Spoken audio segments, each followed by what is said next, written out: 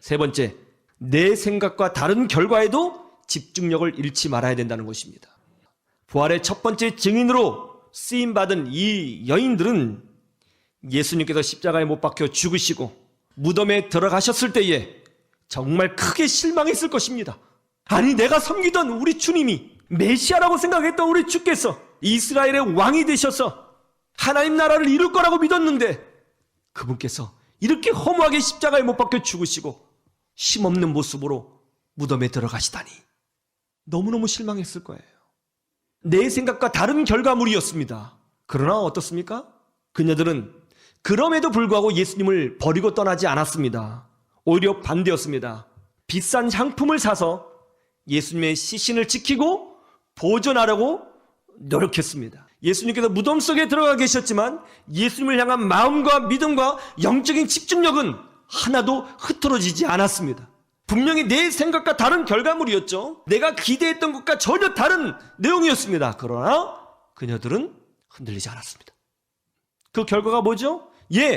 예수님의 시신을 섬기려 가던 그 현장에서 천사를 만나게 되었고 예수 그리스도의 부활 현장을 목격하게 되었고 그 소식을 제일 첫 번째 듣게 되었고 그리고 제자들에게 전해주는 전도자가 되는, 제자들보다 앞서 있는, 12사도보다 앞서 있는 인류 역사의 가장 중요한 여인으로 쓰임받는 은혜를 입게 된 것입니다. 하나님이 이스라엘 백성을 홍해바다 앞으로 인도했습니다. 이것은 이스라엘 백성의 생각과 다른 결과물이었죠. 그러나 하나님은 바로 그 현장에서 완전한 승리를 보여주셨습니다. 하나님께서 이스라엘 백성을 광야로 인도하셨습니다. 이스라엘 백성의 생각과는 전혀 다른 내용이었습니다. 그래서 그들은 불평했죠. 원망했습니다. 그러나 어떤 일이 벌어졌어요? 바로 거기서 하나님은 불기둥을 보여주셨고 구름기둥을 보여주셨고 만나와 메추라기의 역사를 보여주셨고 반석이 갈라지는 은혜를 보여주셨습니다. 내 생각과 전혀 다른 결과물, 그것을 받아 우리는 낙심하거나 절망하거나 아파할 필요가 하나도 없는 거죠. 여러분, 하나님이 내 생각대로만 역사하신다면 여러분, 내가 하나님이지 하나님이 하나님이 되시겠습니까? 하나님이 내 생각대로만 움직여 주신다면 내 생각이 100% 정답이고 내 생각이 100% 틀림이 없고 내 생각이 하나님보다 위대하다는 뜻 아니에요? 하나님은 내 생각대로 움직이시는 분이 아니에요. 하나님은 전능하신 분이십니다. 내 생각보다 훨씬 크신 분이십니다. 내가 생각하지도 못하고 상상하지도 못했던 방법으로 우리에게 역사하시는 그런 하나님이신 줄로 믿습니다. 마커스라고 하는 찬양팀이 있습니다. 여기 찬양 사역자 중에 소진영이라고 하는 우리 자매가 있는데요.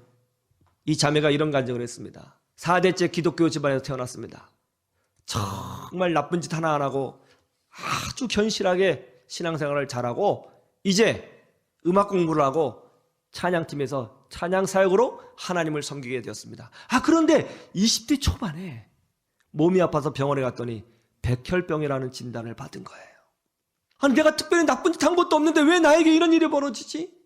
항암을 하면서 조혈모 세포 이식을 받게 되었습니다. 그런데 세포 이식을 받으면 평생 임신을 할 수 없다는 거예요. 그래서 세포 이식 수술을 포기했습니다. 그리고 약으로만 버티며 살았습니다. 그러다가 참 신앙이 좋은 한 형제를 만나서 결혼을 하게 되었습니다. 그런데 아이를 가지려면 약을 끊어야 한다는 거예요. 근데 약을 끊으면 암이 재발할 수 있다는 것입니다. 이러지도 못하고 저러지도 못하는 상황이었어요.